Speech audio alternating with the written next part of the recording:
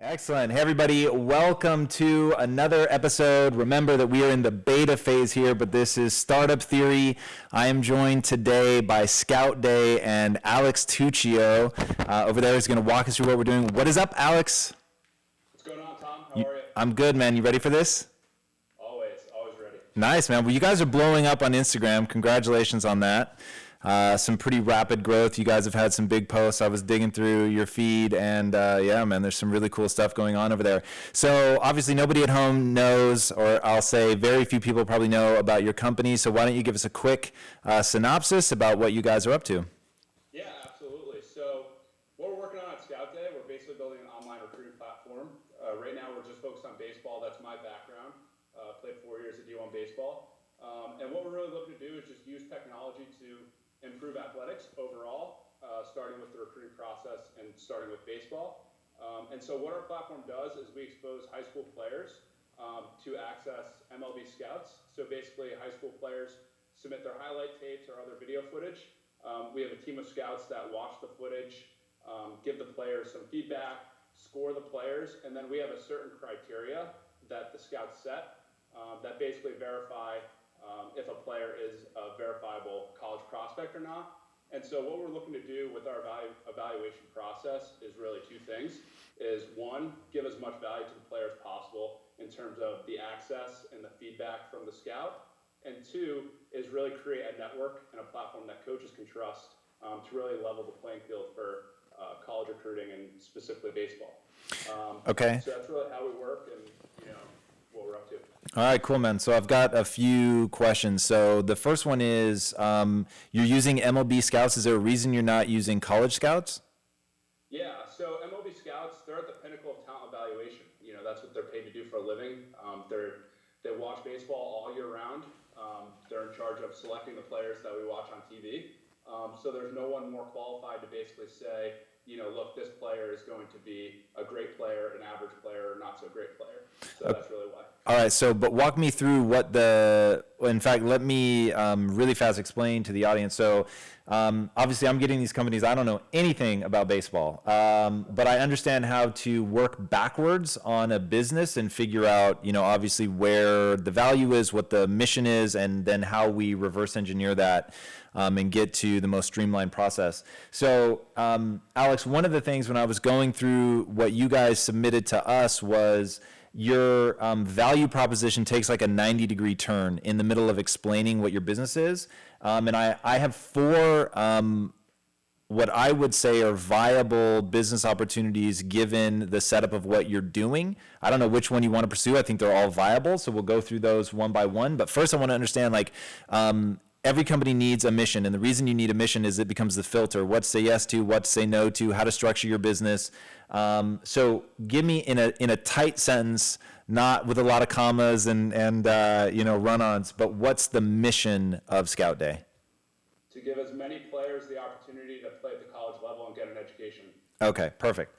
So for those watching at home, I think you'll see how some of the things that they submitted to us, they don't align with that. And so I want to go through why you've chosen that, whether you think that's the biggest business opportunity given some of the things you've already put on your own map, including AI and big data and some of the deep learning techniques that I think you guys are going to get into later, because if your goal really, and in the presentation that you gave to us, it really seemed like the thing that was driving you was education. And you just said it there in your mission statement. Part of this is to get an education.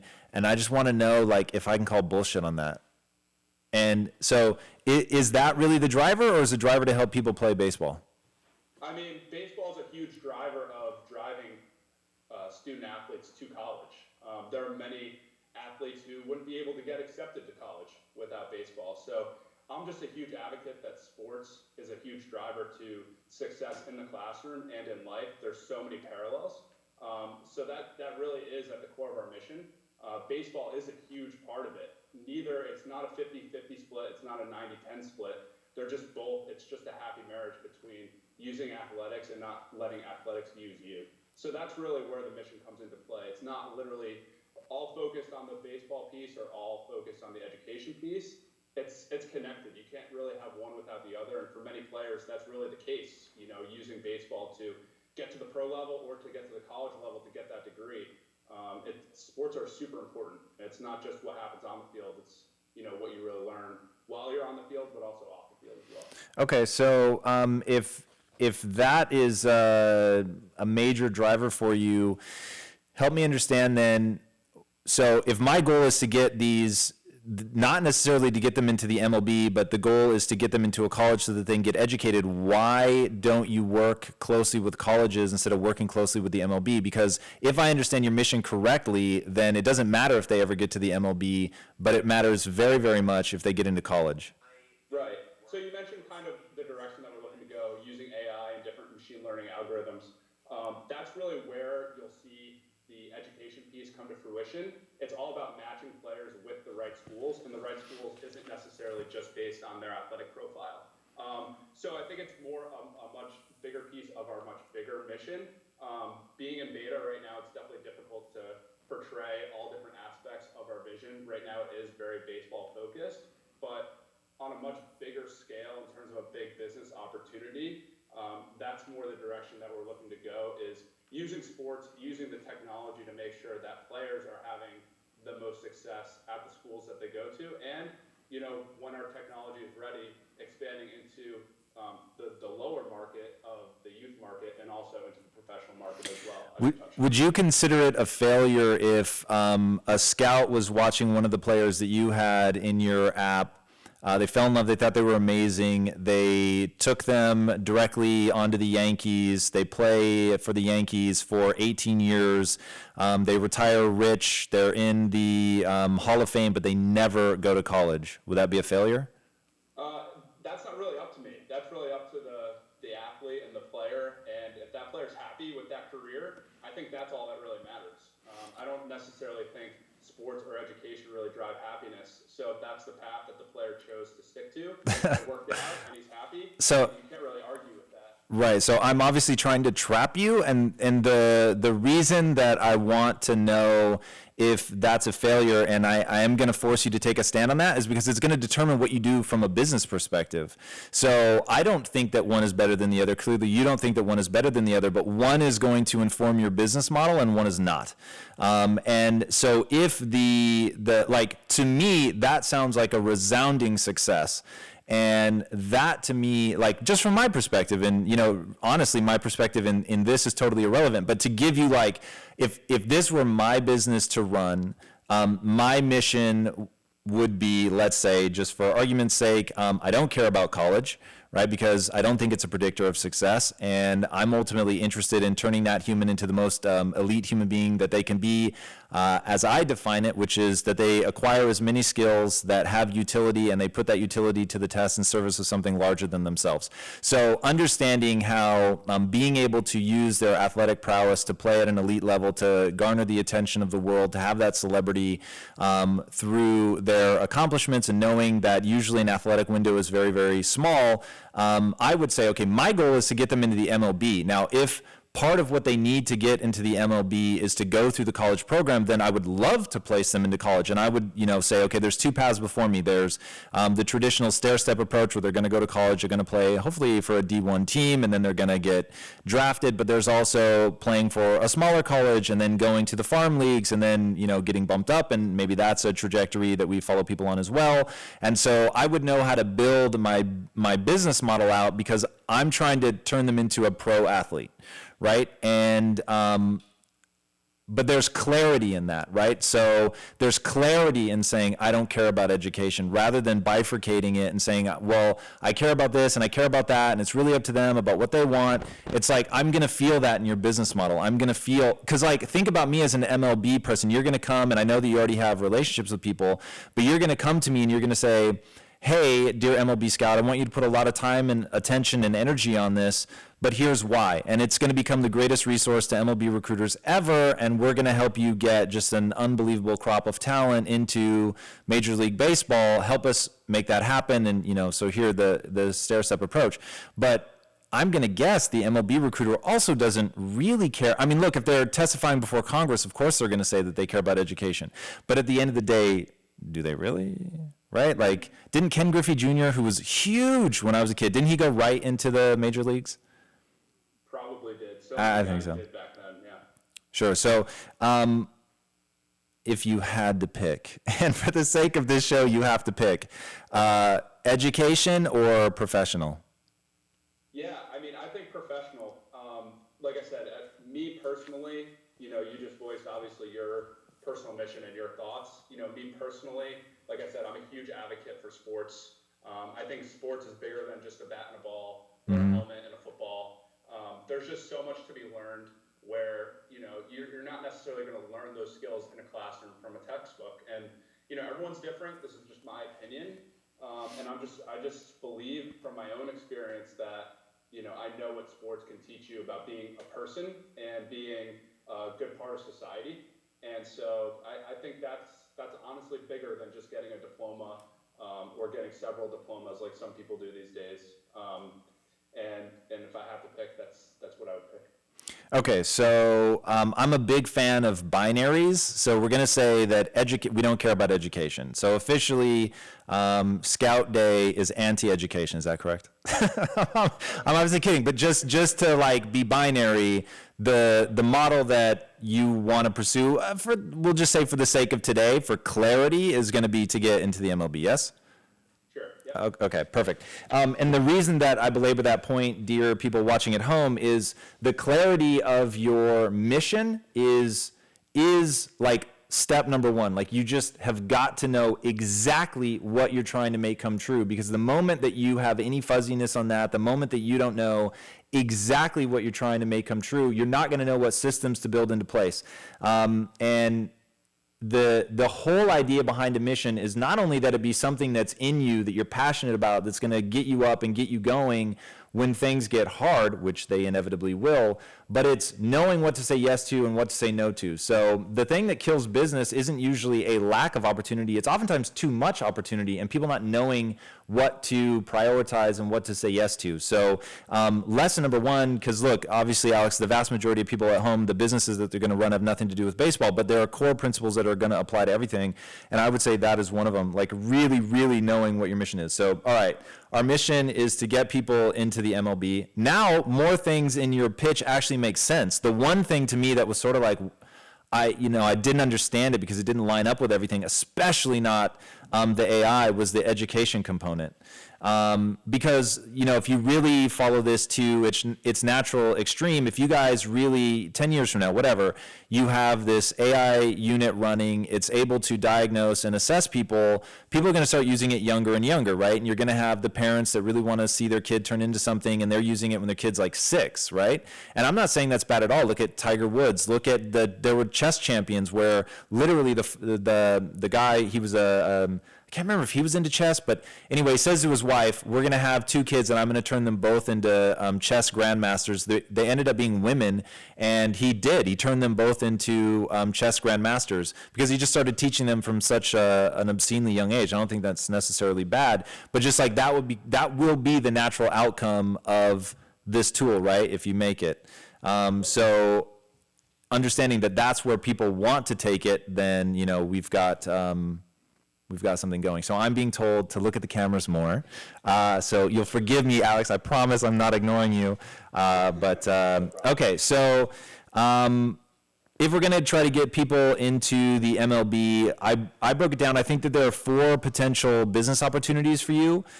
So number one is a social platform that connects high school players to MLB scouts. Number 2 would be a curated cadre of talented players that scouts can turn to pick from. So not necessarily worried about any social aspect. Number 3 is the artificial intelligence play that identifies top players and helps them improve their game. So the one we were just talking about where, people are filming their 6-year-old and uploading it into your machinery. And then number 4, an artificial intelligence play that identifies top players and farms the leads to MLB scouts. So not trying to usurp them. So the difference between 3 and 4 is in number 3, the MLB scouts are going to hate you. And in number 4, the MLB scouts are going to work with you. Have you guys thought through those 4? Do you know which one of those is going to be your path to revenue?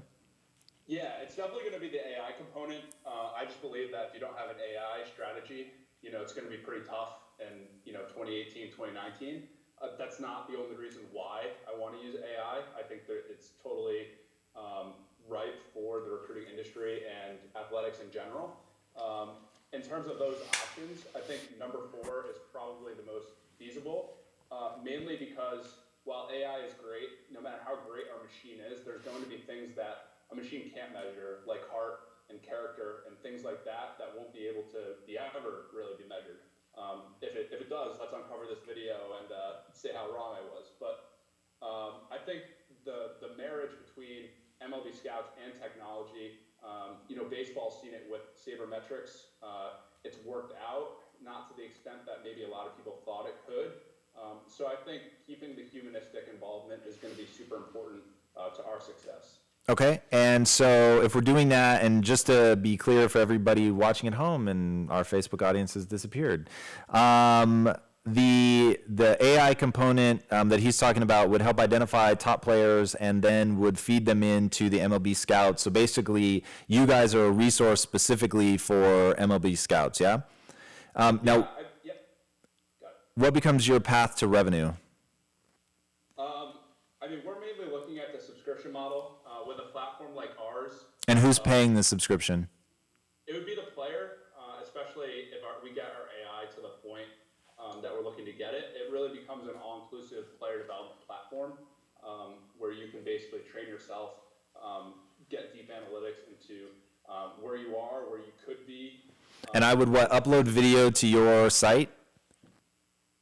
Sorry? I would upload video to your site, and then your AI would analyze my movements and that kind of thing? Correct. Okay, and then it would give me feedback on my performance?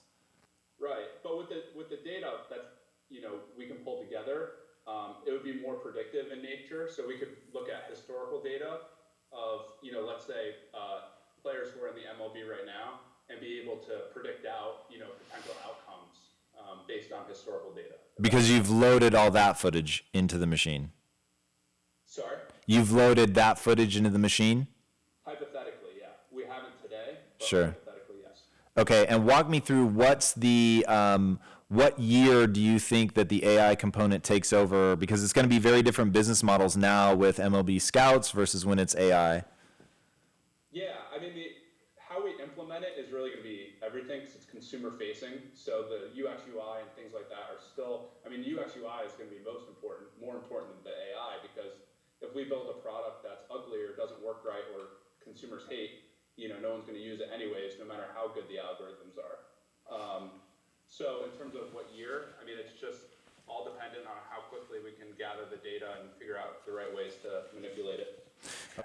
So one of the things that you guys are going to want to really be thinking about is where the curve of technology is going versus the business that you're building. That's really, really important. And when the people who made Siri before it got purchased by Apple, they were asking themselves a question: how long will it take us to develop our platform? They thought it would take about 2 to 3 years. And then they said, okay, I don't care where the technology is today. I want to know where the technology is going to be 2 to 3 years from now, and let's build our application for that. So we're not going to build the application for what would work on a phone of that year. We're going to build an application that will work using Moore's law, which predicts the rate at which technology will come down in cost and size. So we're going to predict it for what we believe is going to be, or we're going to build it for what we predict is going to be the reality of technology in 2 to 3 years, which with tech, it's relatively predictable. So I would really encourage you guys to map that out, to be talking to experts about where they think this is going to be, so that where is machine learning going to be, where are neural networks going to be, where is the technology to actually trace the movements and analyze that going to be,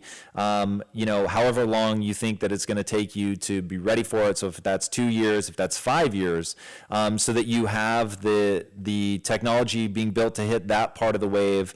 And then also, because I think if you do that, if your real bet is AI, man, my sort of layman's guess about where you're probably going to need about 5 years. That means you've got a 5-year gap to bridge with your business model. And so what I want to understand is how you guys plan to use the Mechanical Turk, which we're back on Facebook. Excellent. Welcome back, Facebook. It's good to see you. Just to bring you guys up to speed, first of all, this is Startup Theory. We're still in beta, and we are here today with Alex Tuccio of ScoutDay, which is an application that is trying to help young athletes. Right now they're starting in baseball, but I have a gut feel that eventually they will transcend baseball and be covering all sports. Their goal is to ultimately use AI and deep learning to be able to feed video footage into their machine learning and get automated critique of that person's performance to tell them what to do. In the meantime, they already have some relationships with Major League Baseball scouts, and they're trying to become the ultimate resource to those scouts. And even when they go to the AI model, they want to avoid scaring off the MLB scouts by saying, we're going to take your job from you.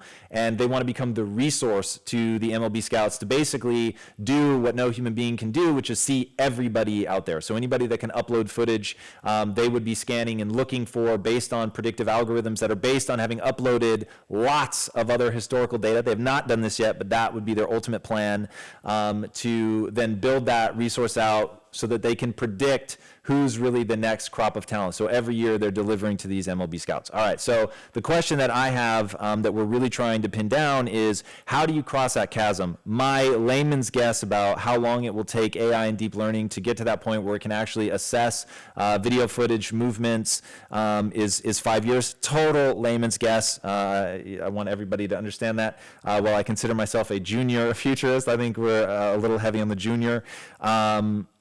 But no matter what it is, right, we've got that chasm. So Alex was about to tell us from just a pure business model revenue generation standpoint, how they plan to use their what's called a Mechanical Turk model, which is where they're using the humans, the real live MLB scouts, to build the business model. Yeah, so our revenue model is pretty simple. So the player pays for the evaluation after he submits his video. The scout does the evaluation. And do you cut the scout in on that? Yes, that's exactly how the economics of that work out. Okay. And then the next step of the revenue model, right now there's no revenue model for the college coaches for their membership, just because their engagement on the platform is super important. We're also only in beta, but once we finish up our mobile product and launch it to the App Store, it'll be all subscription based for the player, and then eventually the coaches for having access to the app and certain features that we're working on. They're top secret. Okay, fair enough. And how many MLB scouts are there? Like, what number do you max out at? I mean, it's tough to say because our target MLB scout is at the associate level, which is basically part-time. And the reason being is, one, avoiding any potential contract issues for scouting supervisors and scouts like that. Two, they're more available to do these evaluations. So the exact number, I'm not really sure, just because the network is so deep. But there's definitely a good number. Ballpark me. Is it 1,000? Is it 100 million? No, it's not 100 million. 30 MLB teams. Let's say each team has 100 scouts. What is that? 3,000? 3,000. 3,000.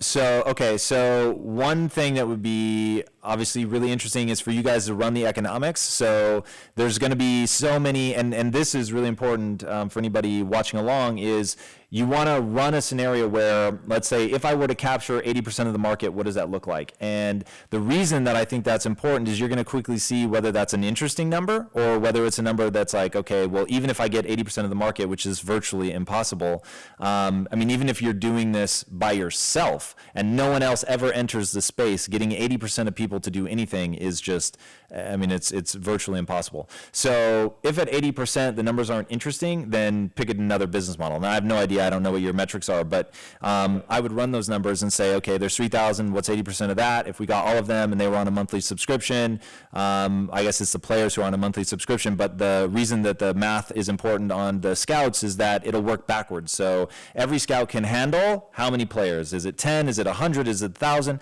Whatever that number is, like every live associate MLB scout can handle. Let's say it's 100. And so I've got my 3,000 times 80% times 100. That gives me the raw number that I'm dealing with, and then times my monthly fee. Now, if that's an interesting number, great, we have a business. If it's not an interesting number, then we either find an alternate revenue model, which, I mean, you could create scouts, you could branch into, and when I say create scouts, I mean, that could be a whole nother revenue model where you go through a certification process and you certify associate scouts. And so MLB teams are turning to you to certify their scouts because you can give them, so many hours of watching video and having, amalgamated all of the information from the other scouts that you have. And so, whatever, I'm making this stuff up on the spot, but you could do something like that. Alternately, you can go into other sports. And, if we sat here and brainstorm for 10 minutes, I'm sure we could come up with 3 or 4 other viable revenue models. But so run the math. That's my take-home message to you guys. All right. So we talked about the value. We talked about AI and connecting. So how many how many associate people do you have signed up right now? Right now we only have 8. Okay. It's all that we need being in beta. It's more than enough. So. Sure. And what's Go ahead. I was just going to say, what's your method for acquiring more? So if we're aiming at 3,000, we have 8. We have a lot of runway, which is awesome. But what's your plan to attract? Yeah, it's mainly word of mouth. I mean, it's pretty similar to what Uber does with drivers. People are driving around, so Uber gave them a platform to make money while they drive. And baseball scouts are scouting, so I'm basically giving them a platform where they can baseball scout. So, once we get to at least some sort of commercialized product in the App Store, at that point, I'll definitely be more aggressive kind of with the me personally or ScoutDay, the company, targeting the scouts. But right now, it's just word of mouth. Okay. Cool. So I have a bunch more questions, but I know that you have 10 questions. How much time do we have? So I know where we're at. About 15 more minutes. All right. Well, you guys love it when we do questions rapid fire. So. All right. So my first question was, how does a founder overcome issues with co-founders? Yeah, so one, I'm just a huge believer in teamwork, and like anything, and like a marriage, the most important part of selection, or the most important part of any relationship, is selection. So you have to make sure that you're selecting people that think like you think. They need to share your vision for the mission. They need to be as passionate as you are. And then from there, it's really defining terms and values. And so making sure that everybody understands, here's our mission, here's how we view the world, here are our priorities, like me forcing you to choose between education and a successful major league career. Like, that's critical, and that's going to help you determine who to bring on. So you can imagine if you brought on a co-founder, and you're leaning towards, I really want to help these guys be professional, and I think education is a really powerful path to that, but it's not the only path, and the other person's only interested in that. Now you just have a fundamental disagreement about values, and so that's going to be a nightmare. So defining that stuff on the way in is super critical. When something flares up, there's the easy way and the hard way. And so I'll give you an example of what we did here at Impact Theory. I told everybody, look, I'm interested in being a part of a team, but I want to be really clear. If we can all agree on something, it's easy. If we disagree, my decision is final, and that's it. And so everybody coming in knew, like, hey, when we hit logger, like, I want to know what people think, and I think that these people are here because they're incredibly smart, they're incredibly driven, that 9 times out of 10 their idea is better than mine, and that's the joy, right? Like, you want people that have great ideas, but at the end of the day, I'm the ultimate filter system, and so you've got to believe in my vision, you've got to understand my vision, I've got to over-communicate that, and then having laid the ground rules on the way in makes it a lot easier. Then, if you're in a conflict and you've laid the ground rules, then you go back to the ground rules, right? And you say, well, remember, we said that this was, while education was an awesome path, it's not the only path, and when in doubt, we were always going to err on the side of helping these guys get into the major leagues, so that's going to influence our decisions. Obviously, I can get more specific if there's like a specific thing, like here's what we're fighting about, but those are the general ideas. Got it. No, perfect. So my next question, just describe the challenges behind creating a new market, kind of like what you did with Quest I feel like the protein and protein bar market wasn't where it was. I feel like you guys kind of pioneered that space. So like, how'd you break through those barriers that I can imagine were there? Well, it's interesting. So we didn't pioneer the space, and where what Peter Thiel calls a 0 to 1 was pretty interesting because we came into a really crowded market, and there were 1,600 other protein bar company flavors on the market when we came in, and our whole thing was, yes, this is a well-established market. Yes, it's actually declining. Even though it's overcrowded, it's been going down for several years. But what we've done is make the first bar that tastes like it has sugar but doesn't actually have sugar in it. So I think you may actually be really defining a new industry, which is taking technology to scouts. And so it really does become a 0 to 1, especially when you get into AI. And so I think you're going to have slightly different obstacles. So for us, it was convincing people that, like, imagine if your problem was people said, I don't scout, scouting is total BS, right? That's where we were. And so we had to convince people, because people were telling us, I don't eat protein bars. So we had to go convince people, no, all the other protein bars are this way, but if you try this one, I'm supposed to remember to look at you guys. Poor Alex, you greedy bastards. That if you try our protein bar, you'll see that it's very different. And that became the hurdle for us, was to really just get people to try it, right? So, but you're not in that situation. You're in a situation where your value proposition is very different. I think it's very exciting, which is you've got all these players. Remember, he's trying to monetize the players. So you've got all these players. They are so hungry and so desperate to break into the MLBs. Anybody that can provide real value, like if you can actually streamline that process and put them in contact with either coaches that'll get them into college or scouts that are going to get them into the major leagues, like that's the fantasy land, right? So I really think you have something super powerful because you're tapping into behavior that already exists. And that's what at Quest we were trying to remind ourselves, and that's what we're doing here at Impact Theory. We want to leverage behavior. We don't want to try to change behavior. So it scares me a little bit with the scouts, because the scouts are going to be resistant to change, but the players, I think, are really going to be super excited about what you have to offer. So that really, like you said, it becomes about getting the word out, and the way that you're going to do that is with influencers. And man, you go get, let's just get ridiculous for a second. If you go get A-Rod to say, dude, if this had existed when I was a high school player, I'd be even more successful than I am now, right? You get a few people like that to say something, which is way more valuable, by the way, than the scouts, because they just don't have name brand recognition. But if you go out and get some influencers, and obviously I'm not kidding about A-Rod, that would work phenomenally well, but the likelihood of getting him to do that without some major cash component is virtually zero. But if you go out to all the influencers that have 5,000 to 50,000, relatively small people, but they'll be super excited to work with you. If there's any kind of rev share or anything, or if you can gamify the system, could also be really cool. So that imagine that you have a leaderboard for the number of people. You get a certain number of points for getting somebody into a college. You get even more points if they go into the MLB, right? And that there's a leaderboard. And so it's like, hey, all these associates who've gotten somebody into college or to the majors, like you can go look at, oh man, like I really want to get a hold of that scout. And so you can use those guys that all these players are listening to on Instagram and Facebook and Twitter to say like, hey, there's this new thing I'm a part of, go check it out, upload your footage. I think you grow very, very quickly. Awesome. All right, so my next question is, what's the right balance between selling the execution of today versus selling the vision for tomorrow? Like in a conversation like ours, or for a lot of startups, investors or advisors, like what's the right balance of like the small picture versus the big picture? Any investor in my mind worth their salt is going to want to see what you're doing today. I really want to believe that we live in a world where people remember the .com boom and bust, and they know that just buying stuff pie in the sky is ridiculous.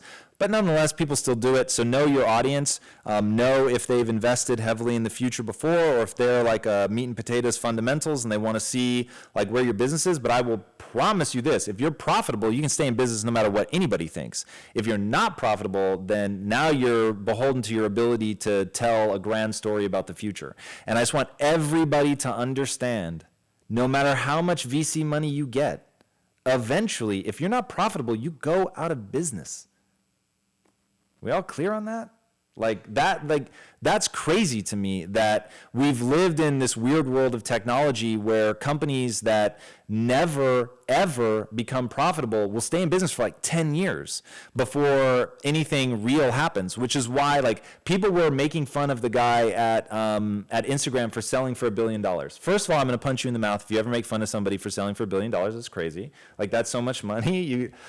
Whatever you want to do in life, you can do at that point. And then also, he had no revenue. He sold something pre-revenue for $1 billion. It's crazy. So anyway, that's like a 1 in 500 million chance. Focus on the fundamentals. Convince people about what you're doing right now. Your job is to get influencers and other MLB scouts and players to believe in what you're doing, and they want to be helped today, right? So if your mission, you didn't tell me your mission was to get rich. You told me your mission was to help people get into the majors, and that the power of athletics is something you really believe in, to see people optimize their life and live like this really powerful existence where somebody helps them really become great at something. And I think that's awesome, and I think that's admirable. And so if that's real and that's really what you want to do, then focus on today, man. Focus on actually helping those kids get good at baseball and to feel good about themselves and really manifest their destiny. Yeah. Right? Yeah. You're on fire. There we go. If I can't drop, the mic's held, otherwise I'd drop it. Yeah. All right. So my next question, so we talked a lot about mission at the beginning of the show, but how do you really involve the mission from a branding perspective? Like you mentioned our Instagram page. What I'm really trying to do right now is brand, considering we're a technology company in beta, there's not much to sell. So how do you really involve that mission in branding? Is it through content, or like, what are your thoughts? Yeah, so it's definitely going to be largely through content, and I think that we're living in an era where somebody like yourself should really be stepping out front. You should be creating content. So if you guys look at their page, by the way, it's ScoutDay. Is it Scout_Day on Instagram? Yeah, I can't get the one word for some reason. Don't worry about it. So Scout_Day on Instagram. Check them out. They're really growing rapidly. It's really great. You guys are using contests well. I see people really, really respond when you give away swag. But right now, your page looks, it doesn't have, like, I don't see you. You know what I mean? There's no sense of the people behind it. And since you have a mission, you want to lead with that mission. So the reason, like at Quest, I used to be invisible. I wanted to be invisible. And they were bugging me from like the first 8 months of being a company. They wanted me to start creating content, stepping out front. I was super uncomfortable with that. And I lied about my birthday on Facebook. I think to this day, it's a fake birthday because I was so freaked out about social media. Like, I understood it as a business tool, but I did not jive with it as a personal tool, and it really, really took me a long time to embrace it. Now, obviously, I've gone full tilt in the other direction, and I'm filming stuff all the time, and we're releasing content daily. So I think you step out front. I think you tell people about the mission. I think you preach the mission. I think you really help some kids improve their game, get some testimonials, let people see that you actually believe in what you're doing, let people see that you're really delivering value to people's lives, and then use those testimonials to get more people. Because if you can give away the product and build a business, you've really got something. And if you're actually helping people's game improve, if the scouts are like, holy hell, like, you're really helping me scale my efforts, and I could never touch this many people when I was having to fly everywhere, and now you're allowing people to submit to me, and I can look at these videos and I can really tell what's going on, and you streamline that, simplify it, give me an awesome UI UX for me to interact with the footage, and now my efforts are scaled 3-5 times. Like, whoa, they're loving you. They're doing testimonials to get other associate people into the scout side. The players are like, oh my God, I'm getting real feedback from an MLB scout. That's crazy. I actually know this guy, and he was the one that got so-and-so, into the Mets or whatever. And now they're like, I can't believe I'm getting feedback from this, and it's real value. Then people are just going to go crazy. We've had people submit rap videos that they did about our company. We get people offering us equity in their company routinely because we're putting out this content. We're telling people how we want to help the world. We're doing it all for free. And so people can see, like, this is real. Like, we actually want to do this, and we actually want to help people, and it really works. And if it really works, people are going to come. All right, we've probably got about 2 minutes left at this point. One more question. All right. One more? All right. Pick a doozy. This is probably a good one for the audience. I'm sure a lot of other entrepreneurs feel the same. But so as a founder, how do you overcome moments of self-doubt? So to me, this is like, it is exactly like getting great at baseball, right? If you want to be a good pitcher, you need to be pitching a lot. You want to be good at batting, you need to bat a lot. You want to be good at fielding, you got to take a lot of ground balls. So that is the same about self-doubt. Like, it is a process of getting control of your mind and getting control of your emotion and understanding what practicing that looks like. Mantras are maybe a little silly, but they are incredibly powerful, and your mind will wire around the things that you obsess over the most. And so if you think about your doubt and start getting panicky and nervous, then your mind is going to wire for that. If you catch that moment of self-doubt and you say a mantra, even if you don't believe in it, like if you say, I'm the kind of person that will learn whatever I need to learn from this, like let's say that before we started doing this today that you were feeling anxious, and if you said, look, I'm the kind of person, I'm going to learn from this no matter what, you're going to notice your anxiety levels drop just from saying that. Just from saying, like, I'm going to learn from this no matter what, you're going to begin to wire your brain and your identity, which for me is everything. You're going to create that identity about being the learner. You're going to reinforce that in your mind. And then because you said that to yourself right before you came on and we started talking, you now put yourself in the frame of mind of learning. It makes it feel more like practice instead of performance. And you're going to get the gyrations of the mind working around that. You're going to focus on the improvement. You're going to focus on the learning. And then that doubt is reduced, because what are you going to doubt? Your ability to learn, right? So it's just reframing the situation, focusing on practice, and grinding it out for the win. What's your mantra? Basically, I was just giving you real ones. So those are mine, right? So I switched my self-esteem from being right, being smart, to identifying the right answer faster than anyone else, and always being the learner. And in shifting that and thinking about life as practice instead of performance, and thinking about what I can learn instead of what I can get out of any given interaction, it just changed everything, and lowered my anxiety levels, lowered self-doubt. Because my thing is, there's only something to doubt. Like if you're trying to be great in that moment, if you're trying to look at yourself right now today as the pinnacle of your evolution, instead of like a point on a very long timeline that extends long beyond where you are today. So I don't look at myself as the end of anything, right? So I'm in the middle of a process of learning. And so if I suck today, that's okay, because I can get great tomorrow. And all of that just really helps me overcome doubt.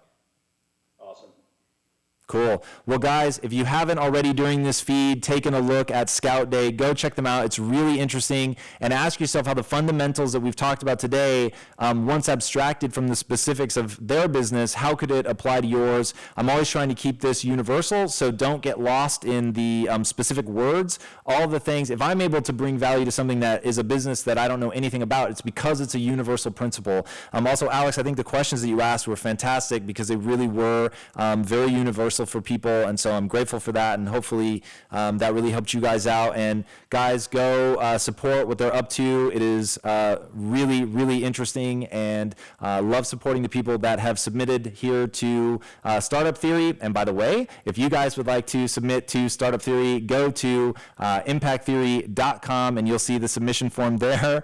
Where will they see the submission form exactly? Contact page. So, and you can also write us at connect@impacttheory.com, and that deep, soothing voice that you heard off is the one that will be replying to you. That is Agent Smith. And then, of course, the ever amazing Cindy will also be there to support. So submit it in, guys, and we will do whatever we can to help make your business a success. So thank you so much for joining us for this episode of Startup Theory. We are in beta, so let us know what you think that we could be doing better. We are very, very eager to get your guys' feedback. And everybody, thanks to Alex Tuccio for joining us today and for his company. Yeah, buddy.